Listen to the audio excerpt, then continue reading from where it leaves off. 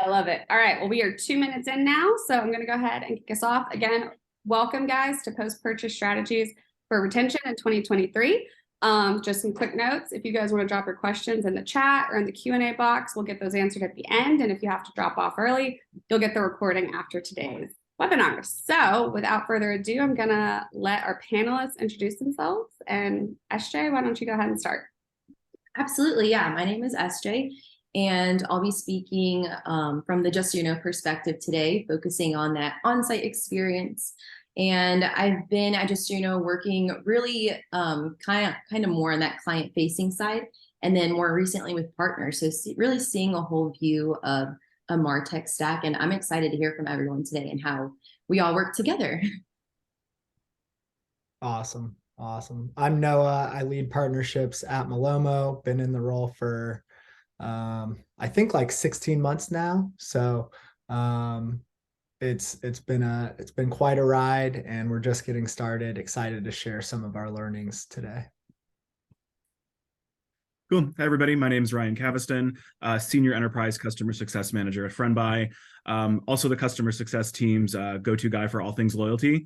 Been with FriendBuy for a little over 3 years now, and excited to talk to you today about leveraging referral and loyalty to drive retention. Awesome. And hi, everyone. My name is Taylor Humphrey. I'm a Senior Product Marketing Manager at Loop. And I guess now that you all said it, I'm just coming up on 2 years, which is really crazy to think about. Really excited to talk about how returns impact customer retention today. Awesome. Thanks so much, guys. It's great to meet everybody. And without further ado, SJ, take it away. Yes, I get to share my screen here. Is that a good size for everyone? Looks good. Excellent. All right. Wonderful. So yeah, we're looking at that post-purchase experience, and then today specifically strategies that will boost retention. And I mentioned before, I'm really speaking from that whole on-site experience, and then tying in how we work with our partners here as well. So to start off, we've got the steps to find on-site retention opportunities. So this is more giving you a framework of where you can start when it feels like retention is a big thing. Like there are so many tools that you can use for retention, and just even having one implemented can be a lot. So these would be where I would start if you're looking to optimize, kind of start your programs, or just dive into really discovery. And it does all start with discovery. So we're asking really good questions from our customers, like today. And when I say really good, it's like, what's really good for you? What will help impact your future decisions that help you anticipate what someone wants to do on site, what they may want to purchase. So that all leads into key identifying traits.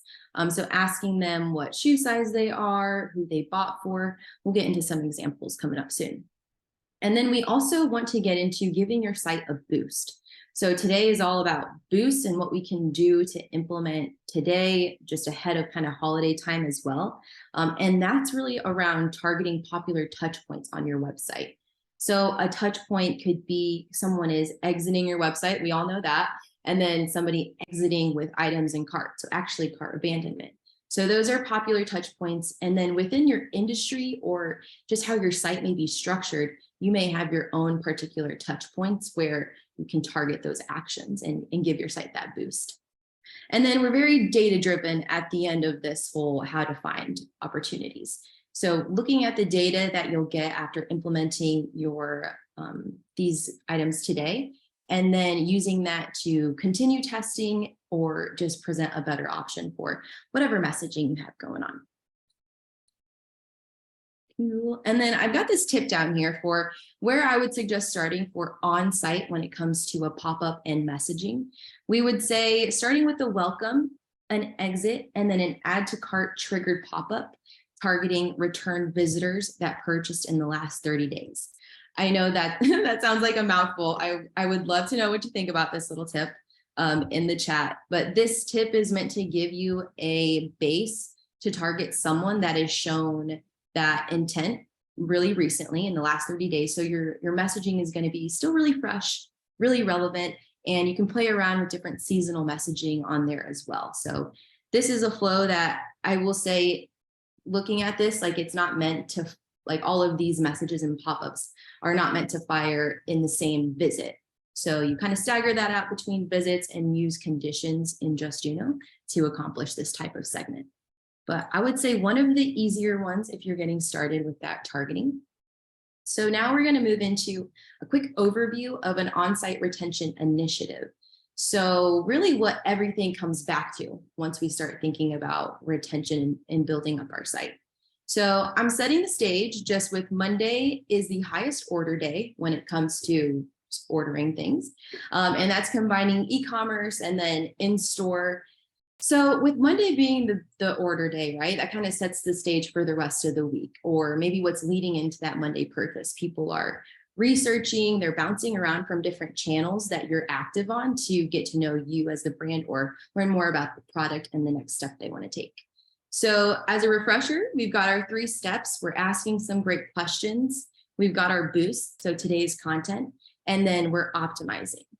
And then from there, we have these keep retaining actions. So these are going to be around feedback loops, introducing video commerce on your website, channel engagement, and just like seeing where you can be a little different from your competitors.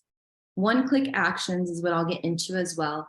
And then a strong shipping setup for any mishaps, because that is really what is someone's main priority after they convert, after they give you their money. They're ready to track it and see where it's at.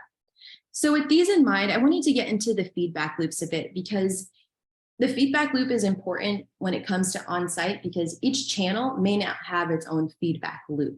You just may not have that bandwidth. That channel just may not be your top channel to be active on. So being able to provide a feedback loop or opportunity for feedback on your website allows you to tie all that back together, as the site being the main hub for that, and either directing them to engage with your loyalty program or just directing them to engage with a pop-up that's asking them a short survey. I think this example here on the right that says show us your swag. When you get your order, tag us on Insta or TikTok for a chance to become a brand ambassador. So I connect this to that channel engagement. It can either be like seen as a micro engagement, a macro engagement, but this is getting someone to get onto that other channel with you and expose themselves in a way that you know, like what kind of tier of customer they may be. So you're already kind of setting them up for this by this type of messaging, and you're allowing that engagement to lead to you finding your customers where they are, right? Which is, I think, a very popular way of looking at where customers may be. The one-click actions, that is, to me, that's kind of mimicking that whole Amazon buy now click, that big yellow CTA that we all see.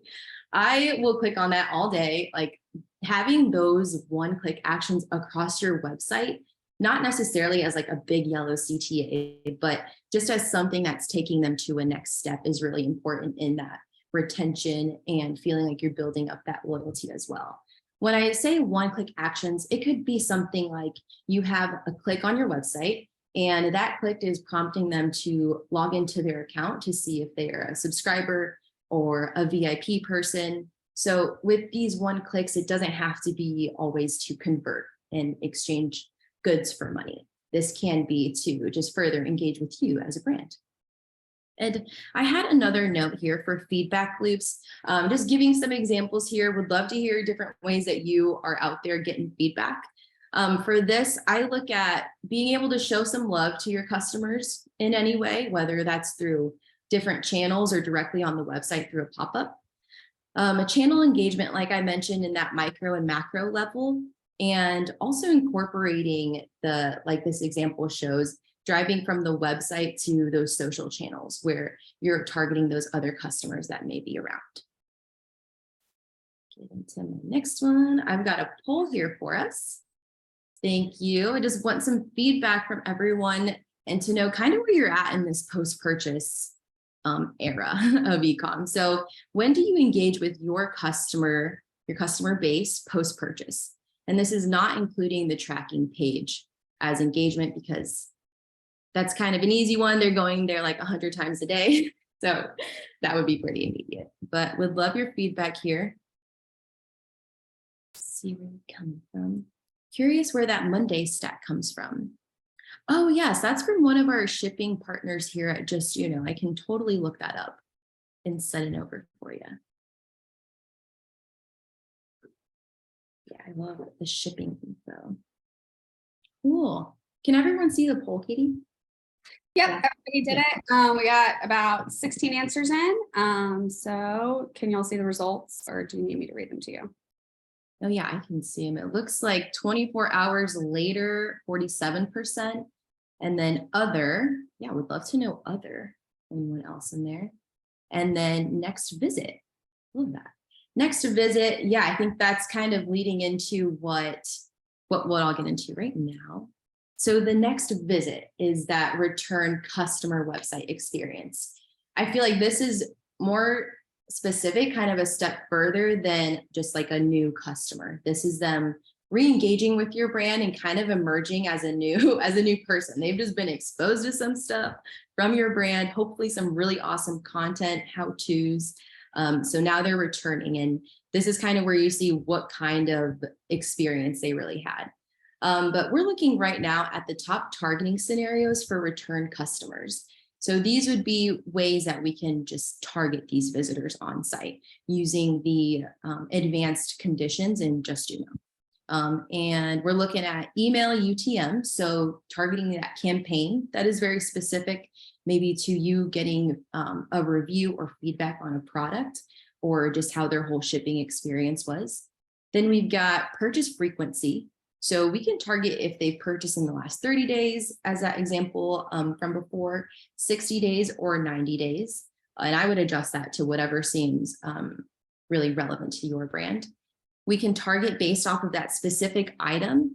So having it be purchased in less than 7 days, is that very relevant kind of, you're giving context into how to use your product. You're providing them with tools that they can use to like understand you or the product a little better as well. We target that last add to cart option or action as well. So whatever it is that they added last to their cart, you can then on a return visit, show them something that is in the same category, maybe a little cheaper item, or just kind of a cross-sell or upsell situations where you can take that. And it's a great time to A/B test that right now, so that come holiday time, you're ready to present people with the appropriate suggestion for a product. And then we've got audience sync. So I'll get into that a little bit later, but audience sync is what allows you to retarget visitors, create audiences and groups on your ad platforms that are based off of or mimicking the engagement of someone that engaged on the website and gave us their email or their phone number. So audience sync is a really great tool. I think my tip here is around mirroring the creative. So you'll see this example here. We've got the code in the banner and we have the code in the pop-up. So really consistent messaging right there.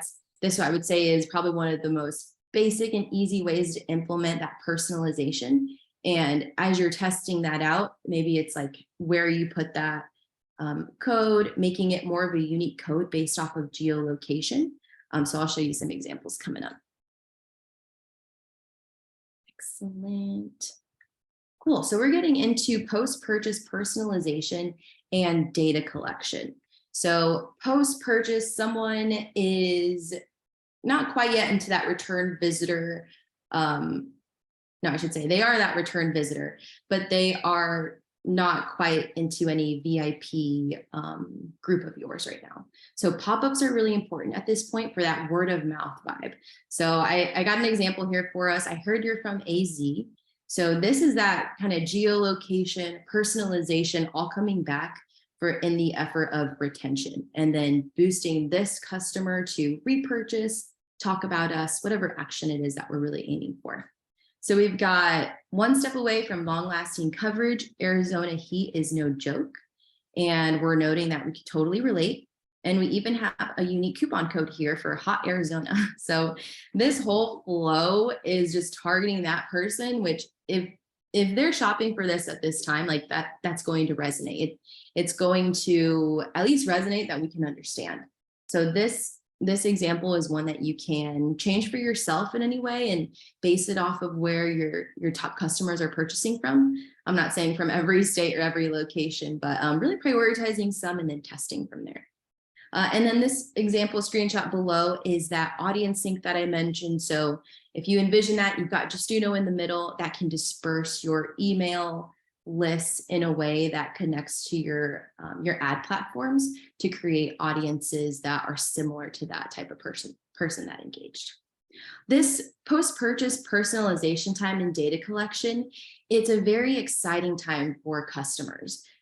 And I think Amazon, I just bring them up because they do it really fast. They're really good at that. And it's like they have a short moment to be excited with you because they're going so fast. Versus your post-purchase as a brand, maybe it's a little longer. It's hard to compete with Amazon in that way sometimes. So take advantage of that time that you have, a little bit more of just that excitement building up, and use that to create your feedback flow where you're asking different types of questions, collecting that zero and first party data. And I think something I hear from my clients a lot is that, is it too much to ask a question right away? Like, what's the right time? And we really won't know the right time until we see data supporting whether people are actually engaging with it or if they are not. And that's where we can pivot and test and see and get some general feedback so that we can make some decisions from that. And then post-purchase is also where we get into conversational tones and channels. So before a purchase happens, I feel like I see a lot of like, this is the brand, we are the brand. You're putting on this, like your brand voice, and you're being out there as your brand. And then when we turn into a customer, it should be more of that one-on-one feel. So that feeling of you just bought from your local little cute shop and they know your name the next time, they know like what color you liked, who you bought it for. And that type of engagement happens really quick on a one-on-one, like face-to-face. So whenever we are thinking about on-site, like take advantage of that time that you have to ship and really try to come from a place of understanding or wanting to understand. I've got a little tip here on a refresher of zero and first party data. So zero is going to be data given directly by customers to your brand. So you're asking them outright what they're shopping for, who they're shopping for. And then first party data is that on-site behavior data from your customers. Any questions there? Would love them. Cool. We'll get into a quick flow. And then right now I'm walking into making user-generated content accessible and available to visitors. So when I say available, I mean by persona type is how we can think about it. We've got the forever researcher, the deep diver, the review sleuth, and then the skimmer.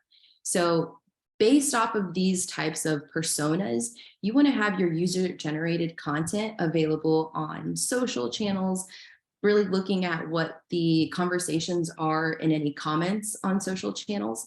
And then also just as someone is scrolling on your product page, right? You don't want to wait till the very end to have your review shown when they've scrolled all the way down. There are really awesome ways using pop-ups to implement these reviews and comments and images and videos into that product page seamlessly that is based off of behavior and persona type. And then we get into accessibility by pop-up. So when I say make the pop-up accessible, it means targeting them at popular touch points. So we're looking at days since they purchased, really exposing your founders, or if you are a founder, exposing yourself in a way as these examples show, and then targeting that last item purchase. So that is going to tell you a lot already. These examples that I have are really great. These are founders that if you can see, yeah, you can see those. So these are founders where we've got a video and Lisa here is walking through her product.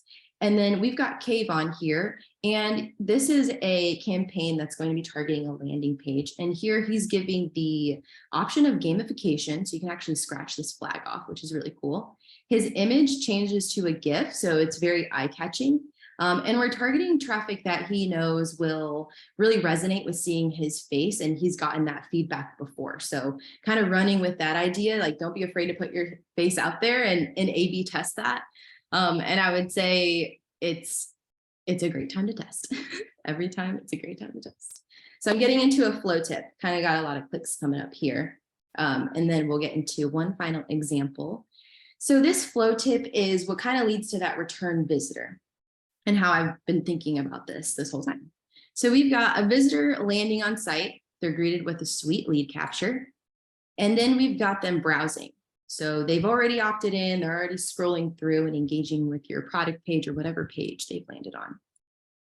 From there, they have added something to their bag and they've purchased. So add to bag, depend if you have those clicks that are kind of buy now, initiating that click, that's where that would sit. And from that purchase, we're then taking them to the tracking page and we're getting engagement there. They're checking on their order status. They're really never not looking at that page. From that tracking page, this is where we're getting into that feedback loop and into that persona type. So we're learning more about their experience, their preferences, and we're building that profile within Justuno to have all of that to make the return visit not perfect, but for them, perfect for them. So we've got a feedback loop, getting into different channels that they might engage on. And we are able to here encourage a next purchase with the code here as well. You've got this banner. And then we see them re-entering as a customer. So welcome back. This is your code. This is all based off of what they told us in the very beginning. Perfect. So from that flow tip, this is where I'm going to get into some questions to ask in a pop-up during a post-purchase to boost retention. So this would be from those first initiatives that we looked at, those 3 steps that you take. This is a quick pop-up you can implement to get some really quick and easy data that is going to build that one-on-one experience. So running through the examples here, I've got what other brands from this category have you consumed in the last X weeks, whatever's relevant to your industry. This is going to expose competitors that are in your space. And it also exposes possible partnerships for you to bundle and team up with. And that's what these examples are. You've got Color Wow Hair below down here. They teamed up with Dibs Beauty. So we've got hair, beauty, and makeup. Of course, that goes together. And then you see we've got Therabody and I hate that I don't know how to say that, but that BEIS word. They partnered up and that's perfect. I have Theragun and I hate lugging that thing around in the box that they give you. So a cute bag, like, yes, I'm sold. My next question is, who are you buying for? Exposes another revenue stream. And then we're getting into how are you enjoying your purchase? So an opportunity for that one-on-one engagement.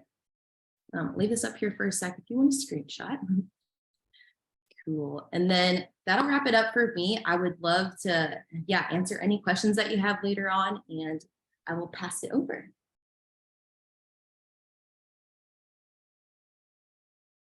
Very cool, which leads us perfectly into Noah's about, tracking through those branded pages and getting us to our next step in the funnel.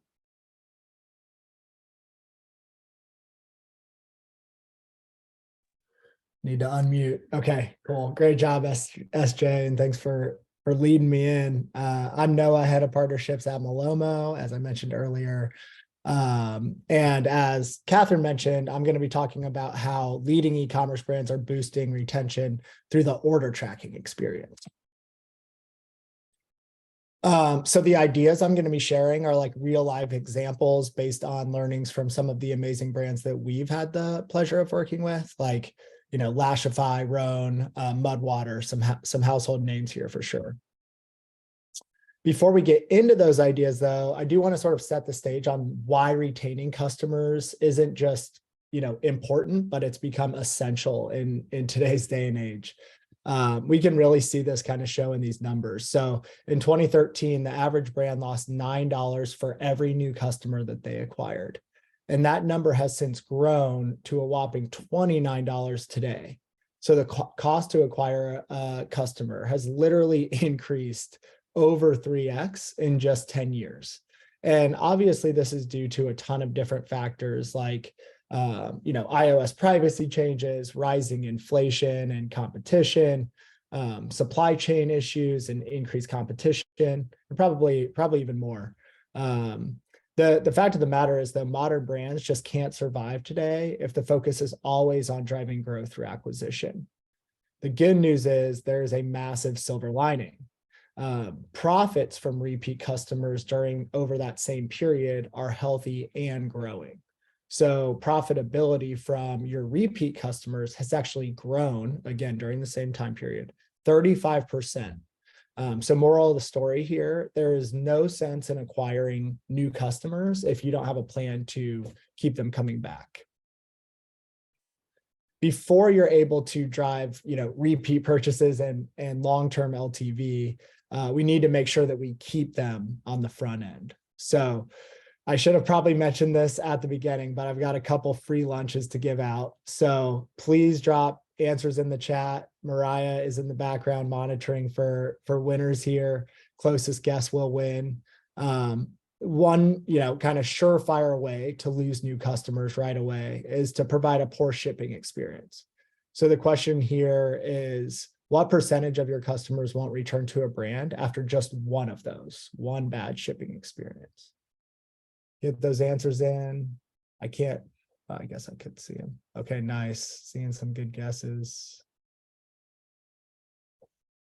Okay, get them in. Got to move on. 3, 2, 1.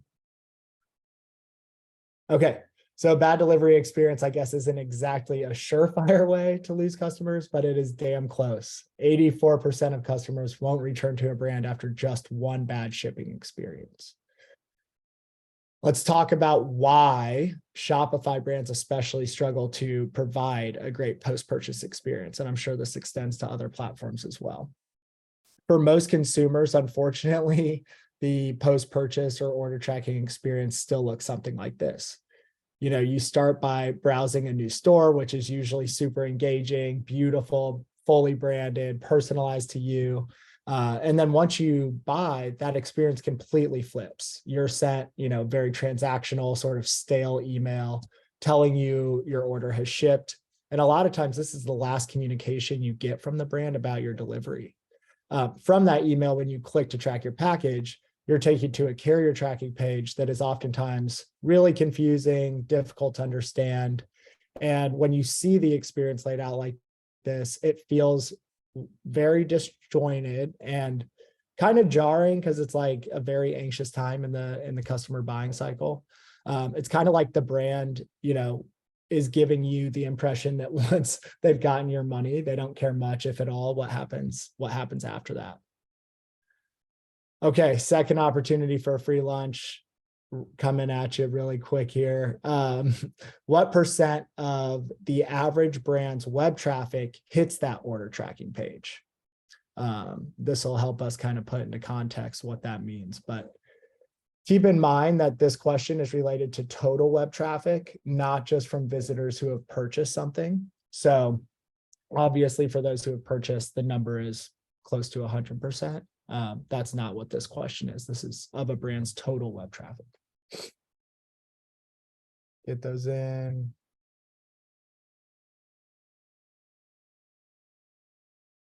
Okay, cool. Gonna move on here. 3, 2, 1. Okay. So this kind of helps us, like I said, contextualize why the order tracking experience is so important. On average, 15% of your brand's web traffic is going to that order tracking page. Imagine just giving away 15% of your web traffic. And yet that's exactly what most brands are still doing by using that standard Shopify out of the box post-purchase setup. Another way to sort of look at this is that customers track their package 4.6 times per order. So that's 4.6 chances to engage your customers while they're most excited about your brand. And most merchants are still giving that chance up to carriers like USPS is shown on this slide. But here is what sort of, the retention leaders are doing instead. So they start by turning off the Shopify post-purchase emails and move those over to their ESP, where they have full control over branding and content. They also have more control over the notifications that are actually sent, giving them the ability to proactively communicate updates with their customers. Finally, instead of sending customers to a UPS or USPS page, whatever the carrier may be, brands send them to a tracking page on their own site that gives them real-time status updates and much more human-friendly messaging, of course, alongside those estimated delivery dates. And then both their emails and tracking pages become marketing assets that brands use to drive buyers back to purchase, provide, more useful or interactive content, and even just educate their customers on their products or their brand. As you can see here, quick side-by-side comparison, the brand-owned experience is just much cleaner, much clearer than that generic experience. So not only that, these customer-centric brands are also able to automate communication when shipping issues arise. The truth is, right, like customers expect delays almost in today's logistics climate. What they don't appreciate, though, is not being made aware when things go awry. So definitely be sure to let your customers know proactively if there's an exception to their order. The simple ability to do that in these types of circumstances can significantly reduce customer churn and cut your CX burden in half. Okay, so now we've kept our customers. Great. That is a huge win in and of itself. Let's though dive into tactics to maximize LTV now that we've turned these customers into loyal fans. The first thing most brands should ensure for sure is their customers are signed up for marketing communications. So you should use these transactional touch points to capture email and SMS marketing opt-ins, just like Board Cow has done here, by actually leveraging a pop-up on their tracking page that's powered by our wonderful host of this webinar, Justuno. Another common and very effective use case that we see a lot is to segment your subscribers and your non-subscribers. So we know obviously that if you're a subscription brand, one of the best things that you can do to retain and grow those customers over time is to get them into the subscription program. So for customers not already enrolled, let's segment those out. And why not use this opportunity while they're super excited about your brand to drive those subscription signups? This is exactly what Soylent's doing in this example, and leveraging Recharge plus Malomo to do that. And then on top of that, for non-subscribers, they're also surfacing product recommendations that are personalized to each customer with a rebuy widget. Okay, let's say though that the customer is already in the subscription program. First and foremost, great job. That must mean that they're, a loyal fan of the brand. But with that in mind, why not use this opportunity to promote your Refer a Friend program to your most loyal customers, right, while they're most excited about your brand? Ilia Beauty uses this opportunity to put their referral program front and center. And by leveraging Friend Buy on their order tracking page, they're really creating a retention to acquisition flywheel. Finally, as of Q1, super pumped about this one. Brands can extend all of the great value that was just covered to returns and exchanges as well. This is a massive, massive unlock for e-commerce merchants. By combining branded tracking with the leading returns and exchanges platform, Loop, who's we're going to hear from in a second, brands can ensure that their entire post-purchase experience is world-class. With this first of its kind sort of combined solution, customers can initiate returns or exchanges directly from their tracking page. So this alleviates them having to, search for where to start a return or exchange on the website, then go to their email and copy in their order number, and that entire mess is alleviated. Then they can track all new return and exchange orders from the exact same experience. And all the while brands are able to capitalize on this engagement, driving LTV like we've talked about with those personalized CTAs throughout the entire post-purchase journey. So quickly here in summary, merchants drive ROI from their post-purchase experience by moving all of their post-purchase transactional notifications to their marketing platforms. This allows them to proactively trigger emails or SMS messages that often reduce CX tickets by more than 50%. And by reclaiming the tracking experience, they're taking advantage of driving all of that web traffic back to their own site, where they can reconvert excited shoppers by, showcasing product recommendations, collections, UGC, referral programs, subscription programs, dozens of other marketing campaigns that the brand may be focusing on. Okay, that's it for me. Really appreciate the time. If you're interested in learning more, want to meet one-on-one, hit me up at this email address, noah@gomalomo.com. If you end up implementing Malomo as a result, we'll provide a 30% discount to anybody who joined today. So excited about that. Hopefully we can connect one-on-one. And I think now I'll be passing it to Ryan. Awesome. Thanks, Noah. And thanks for the friend by shout out there. Of course, got to. All right, cool, awesome. Well, thanks again, everybody.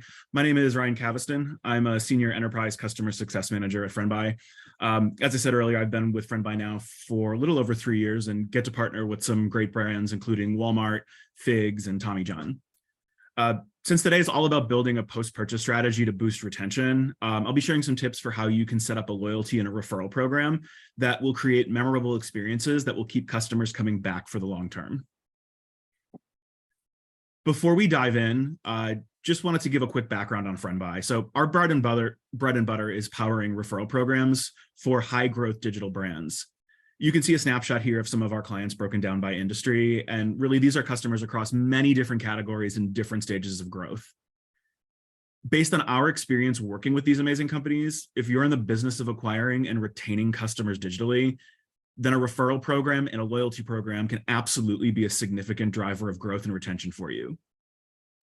Loyalty programs, as I mentioned, are another important driver of customer retention. And over the years, we've had a lot of our own customers reach out to us and say, hey, FriendBuy, can you power a loyalty program for us? What we've heard is that merchants want a program that's not only easy to deploy, but customizable. So late last year, our loyalty program was launched to help brands meet this need. And that's where we're going to start today. How to create a loyalty program that nurtures customer relationships and ultimately increases retention. So a few things to consider. First, why do brands implement loyalty programs? We know it's about increasing retention and growing lifetime value, but how specifically do they do that? First, a loyalty program connects consumers to your brand. In fact, 79% of consumers say loyalty programs make them more likely to continue doing business with a brand. Number two, this probably goes without saying, but loyalty is a frequency driver. Most loyalty programs are gamified in some way to drive purchase frequency.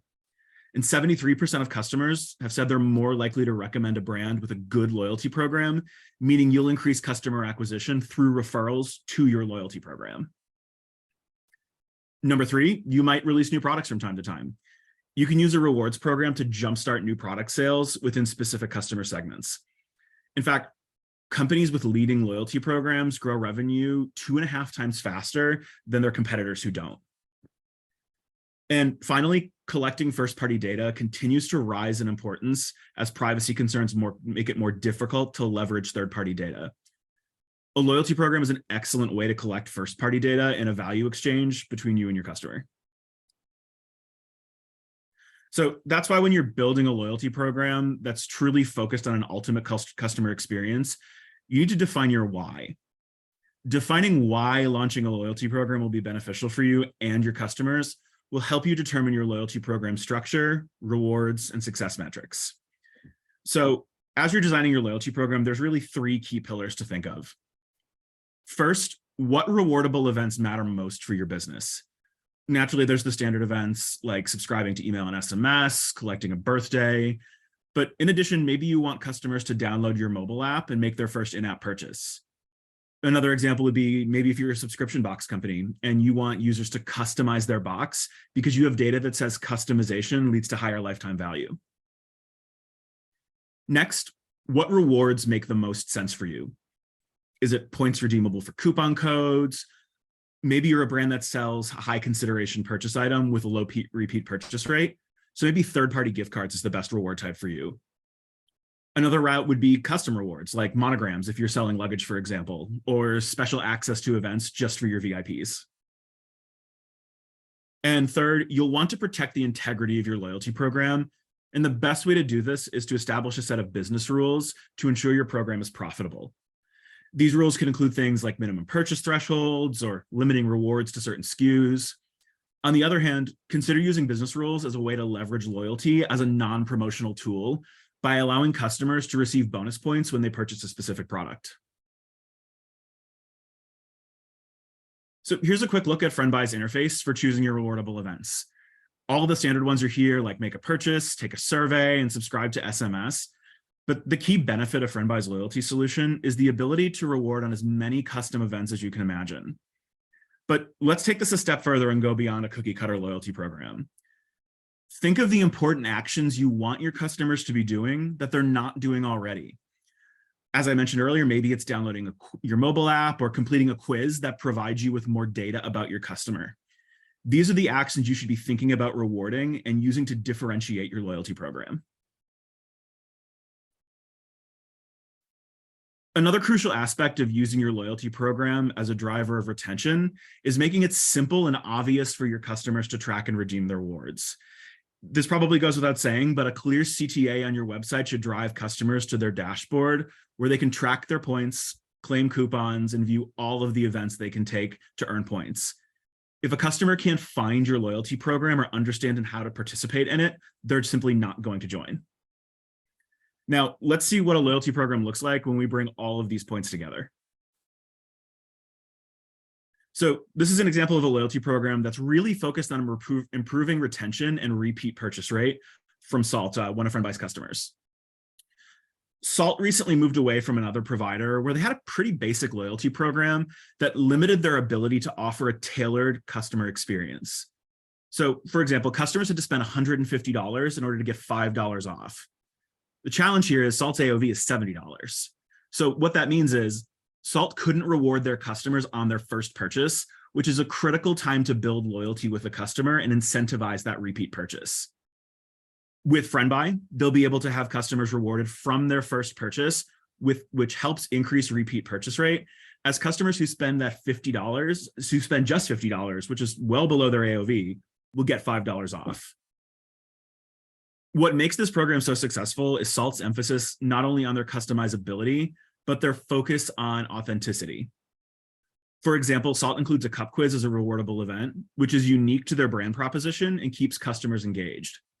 And since today's focus is all about retention, Salt rewards customers with 100 points for completing the quiz. That's enough points to get $10 off their next purchase. So we've seen how effective loyalty programs can be at converting and retaining customers, but it's also important that we look at the ways referral programs are crucial to your brand's customer experience strategy, because not only are they a compelling channel to accelerate customer acquisition, they can also help increase customer retention. So how does a referral program do that? You're probably asking. When you reward customers, your advocates, for referring their friends and family, you're incentivizing those advocates to come back and make another purchase using the rewards that they've earned.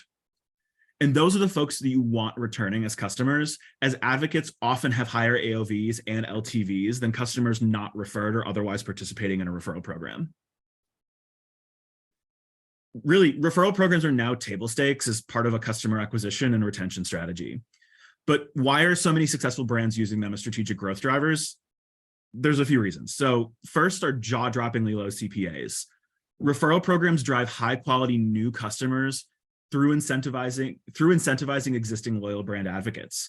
CPAs can easily go below the $10 range. Number two, faster conversion rates and higher AOVs. Referral programs typically generate 2 to 4 times higher conversion rate than overall total site conversion rate. And our customers typically see higher AOV from both advocates and referred friends. Third, this increases customer lifetime value. The LTV of a referred customer is regularly 3 to 4 times higher than a customer acquired through a paid channel. And most importantly, number 4, sustainable growth and high ROI. It's not uncommon. It's entirely possible to see 5, 10, 15% of new customers acquired through a referral program with an average 25x return on spend. One of the key parts about a successful referral program is being intentional with where we're placing our referral widget to keep our program top of mind. A crucial area to be placing a call to action and driving to your referral widget is in promotional and transactional emails. Here, even just a dedicated refer a friend link or a banner can do the trick, and that can drive up to 30% of all referral program revenue through this individual placement. Driving your email and SMS traffic back to a dedicated landing page like this one that you can see on my screen, is a key way to measure the full funnel efforts of your marketing, all the way from the number of email and SMS pushes that went out through to advocate shares and refer friend conversions. It's important to have dedicated email flows that drive traffic to this landing page. Let's also take this one step further. So consider your top fans. These are the customers that are leaving you 4- and 5-star reviews on your products. Prompt them with a referral after a positive review and drive those advocates back to a refer a friend landing page for them to invite their friends as well. Another key referral program placement is the post-purchase overlay. This is the #1 awareness driver for any referral program and capitalizes on the excitement of a purchase by prompting customers to refer their friends. And as we've discussed, referral can be a key retention driver by rewarding advocates with a discount on their next purchase in exchange for referring their friends. So we've looked at a few ways you can optimize your referral and loyalty programs for your retention strategy. We've covered how you can create a rewards program that's creative and authentic, and how to ensure that your referral program is always top of mind and easy to access. If anyone's interested in learning more, you can reach out to sales at FriendBuy. And if you mention today's webinar, you'll get 1 month of FriendBuy free with an enterprise license. Thanks so much.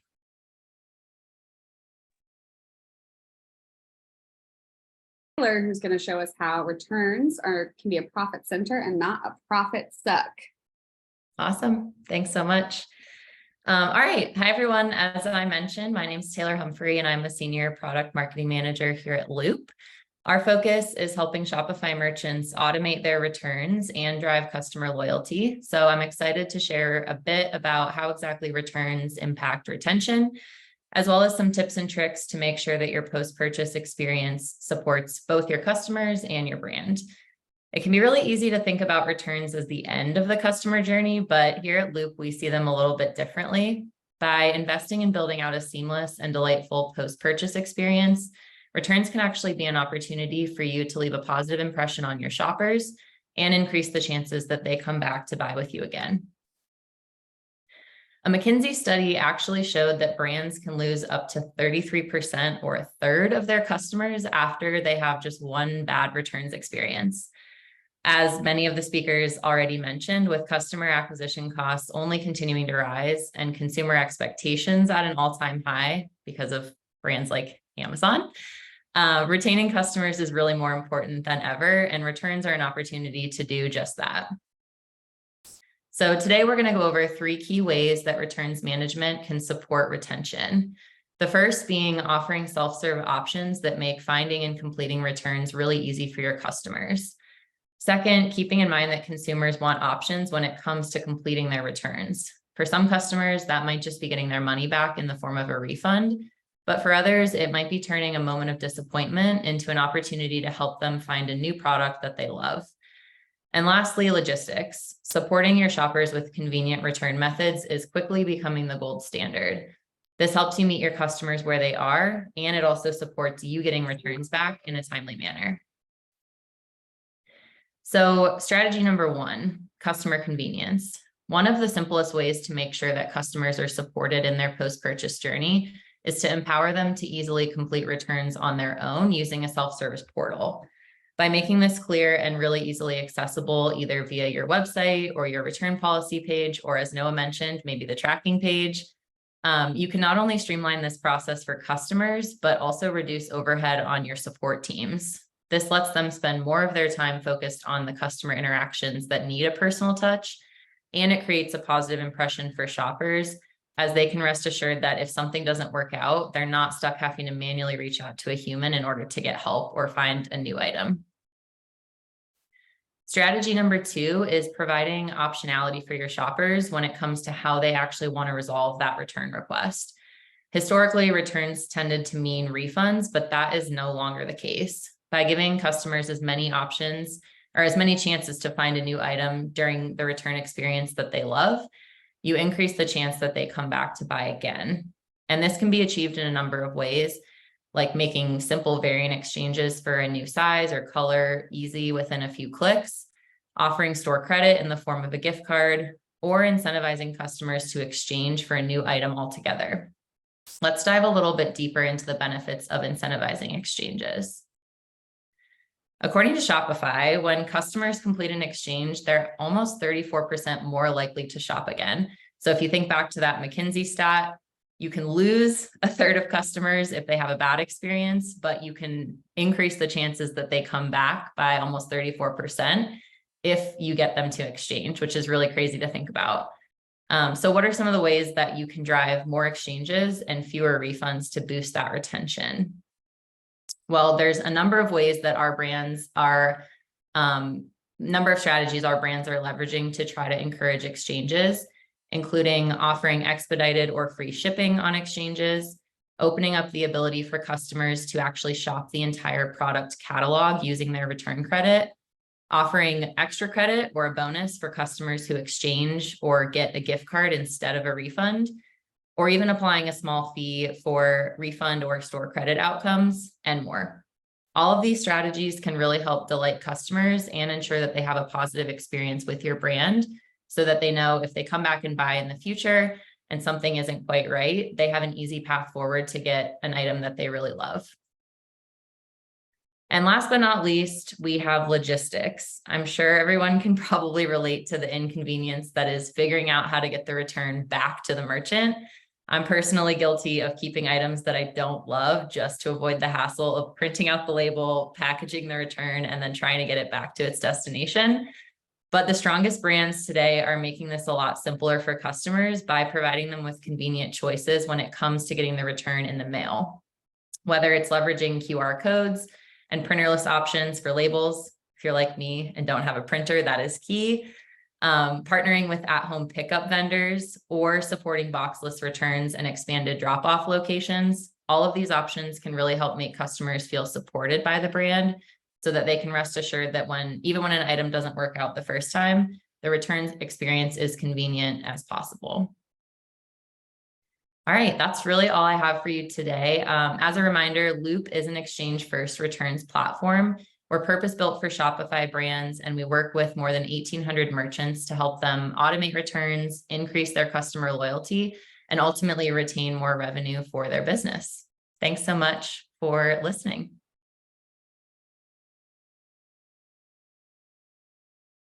For choosing to make an exchange instead of a return.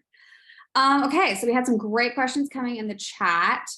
First up is from Caitlin. This was back during your presentation, SJ. And so she was asking about the return visitors. They pop up next time they come to your site. What are the best targeting rules to use for that? A return visitor coming to site. It could be a combo of rules based off of like the last item they purchased. So you're just typing in like maybe they purchased a purple sweater and now you want to recommend them everything that's purple. Or you can base it off of when the last time that they purchased. So right now, maybe if you're going back many months, that's kind of holiday time shopping. So you could get a lot of data out of that. Or right now it could be like the last 30 days would be where I would start, just to have that more relevant base right now. Awesome, that makes sense.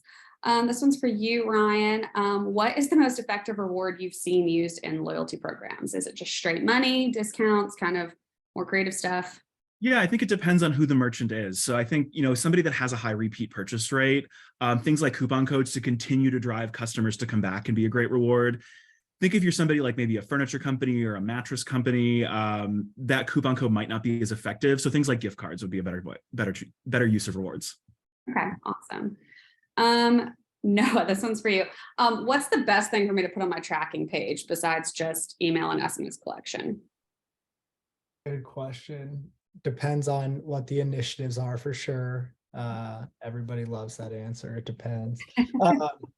But we oftentimes see brands wanting to drive repeat purchases there. And you can do that out of the box with Shopify by pulling in any of your other product feeds, best sellers, best menswear, shirts, pants, whatever it may be.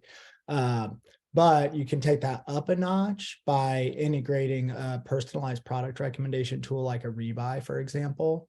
And what that integration allows for is personalizing product recommendations based on what is already on the way to that individual customer. So everybody's going to get basically dynamic product recommendations that are personalized to them. that's highly recommended by me and our team. The segmentation of subscription and non-subscribers, very popular use case as well. But one that also gets very overlooked a lot of times is just regular, boring but very effective product education. So for example, we have Caraway as a customer of ours, and they're, high-end pots and pans, really great cookware. I use it, love it. The problem that they were seeing wasn't that they weren't, selling a lot of pots and pans. They were having customers ruin them because they weren't caring for them properly. So Caraway uses their tracking experience almost exclusively to educate their customers on how to get the most out of those pots and pans and care for them properly. And just doing that alone, right? Like you're recapturing all that web traffic and using it for good. You can't go wrong. Yeah, I love that. I love not even trying to get the next sale, but just really focusing on like value adds for the customers for sure, which I think is probably something we can all agree is the most important thing to do in the post-purchase journey, is just support them, make them feel, seen and welcomed, and just really kind of make it a great experience versus just focusing on the next sale. Now, rapid fire, last thing before we jump off at 2 p.m. What is one thing you think everyone should take away from if they're not going to add a new tech to their tech stack and they want to work with what they have? What's something that any merchant could implement today to improve their post-purchase? I'll start with you, Ryan. Oh, that's a great question. I think leveraging the post-purchase experience, I'm going to use the friend buy example here, leveraging the post-purchase experience to engage your customers to refer their friends. Our friend, got it. All right, Taylor. I think one that's huge is just making your return policy clear and front and center. Something that we didn't touch on in the presentation is the percentage of customers that actually check the return policy before they ever buy anything in the first place. It's something that, while brands may not be thinking about it up front because it happens at the end, consumers definitely are. So making that front and center on your website really easy to locate, making sure customers feel reassured that, like, if they're buying for the first time, for instance, or they're just not sure, they have a fallback option. They can easily return or exchange. Love it. All right, SJ, you're up. I love that, Taylor. I will piggyback off of that and say the return visitor to the site experience is really crucial. And like that example of maybe just showing them or reminding them what the return experience is. It might be kind of scary to do that. We don't want to like initiate that, but like they should love your product. You should be doing things that help them use the product. So ideally that's not the first thought, but you're putting it out there and you're making it very clear that we are here to like help, and whether it's a good experience or bad, make it right.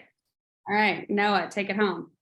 Yeah, last one. Move your Shopify emails out of Shopify post-purchase and over to your ESP, where you'll have a lot more control. And if you can't do that, you can at least edit the emails in Shopify, which is not easy to do, but can be done. All right, I love it. Thank you guys so much to our attendees and to our panelists for joining us today to learn all about post-purchase strategies for retention. We are going to send out the recording of today's event afterwards, and I hope you guys have a great rest of your Thursday.